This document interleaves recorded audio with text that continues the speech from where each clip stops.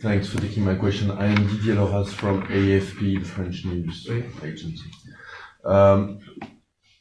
The Iranian movement is not totally united yet. As everybody knows in this room, there's lots of different tendencies, and histories have shown that sometimes you have had some problems to work together.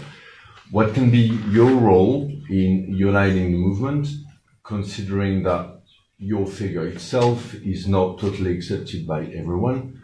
What kind of gesture could you make to improve this, and considering the fact that you're one of the most popular figures as well, so you can do a lot, but you need to convince some people a lot as well. So apart from what you just said about your goal, what kind of strategy can you adopt to improve the situation within the movement? Mm-hmm. Thank you. My question fits with Didier's. You spoke to the question of chaos arising when the regime collapses or were to collapse.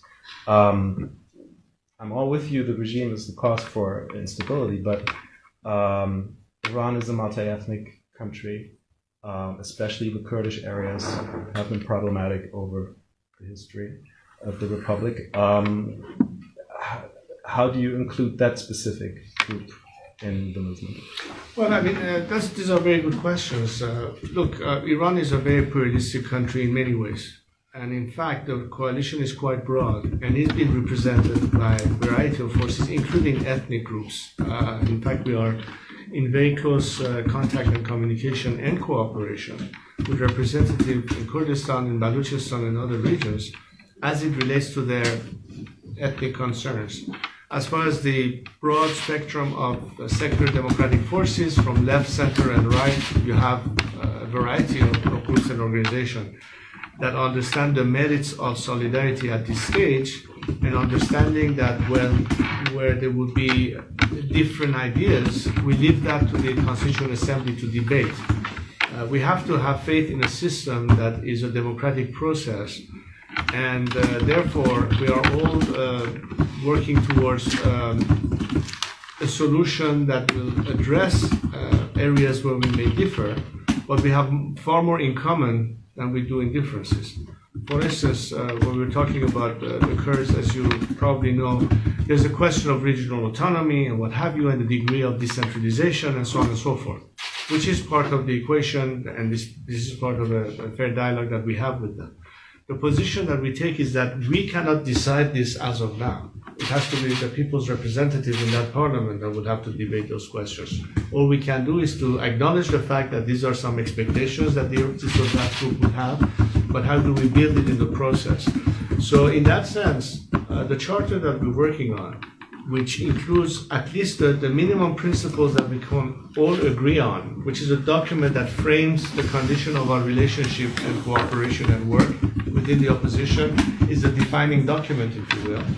And on that basis, that solidarity and cooperation between political groups will lead us to the transition phase.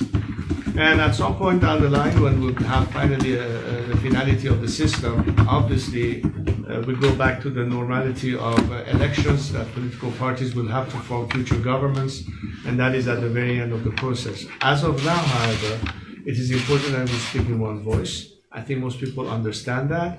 We are happy to see signs that yesterday reformists are now abandoning the idea of reform and want to join in convergence with secular democratic forces, thinking post-regime.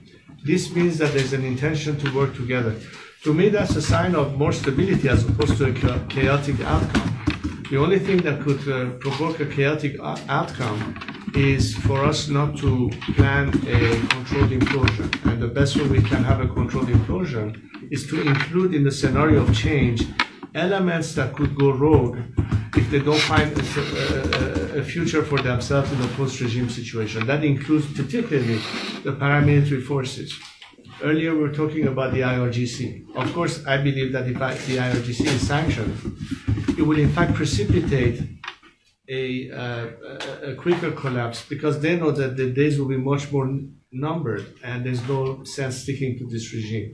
They will have to find a way out by defecting, knowing, of course, that many of them can survive the change. That, again, lends itself more to a scenario of controlled implosion as opposed to becoming chaotic. That has to be built into this equation. This is something that the Iranian people have to also understand, that just as much we saw a path of truth and reconciliation in South Africa, or whatever transitional justice has to come into play, those are also part of the serious issues that are being discussed within the opposition as to how we will deal with the transition. All of these will hopefully enable us to be more effective in managing this transition, but also to tell the world that there is a plan, there is a strategy, and there are specific entities tasked with that very purpose, whether it's economic issues, judicial issues, environmental issues. And in that sense, I think the opposition finds itself with a roadmap as to how we deal with that. And that's what we're trying to do right now. Just to insist on your figure itself, are you ready to take maybe some more distance with the regime of your father? Do you think that would help for the unity of the movement? That would take a gesture from your part on several questions that you've. I think I've been very clear in my positions, including whatever aspect that was criticism of the previous system. In fact, I said very tacitly in one of my books, which was called L'Heure du Choix, which was published a few years ago in France, as a matter of fact. Iranians, when they look at me for what I stand for. I have my own track record, I'm my own man, I present my own ideas, and I'm judged by virtue of what I believe, as opposed to be held accountable for my predecessors, good or bad. And in that sense, I think today's generation does recognize in me somebody who gives them a sense of direction, a sense of vision, a sense of inclusion, and that's in fact what the political capital that I have is spent on. To bring people together, to urge them to cooperate, to work with one another for a common agenda, knowing full well that there are differences of opinion. There may be some people at the end of the day who don't like the messenger, but the question is, do you have a problem with the message? If you like the message, then it doesn't matter who the messenger is and whether you like him or not. And in that sense, the message that I have to my competitors is that you stand to benefit from this strategy because everybody wins. Nobody is left behind. But if you want to participate, you have to assume some responsibilities. That's the difference in culture, the political culture I was referring to earlier during the conference, which is we are very much lacking.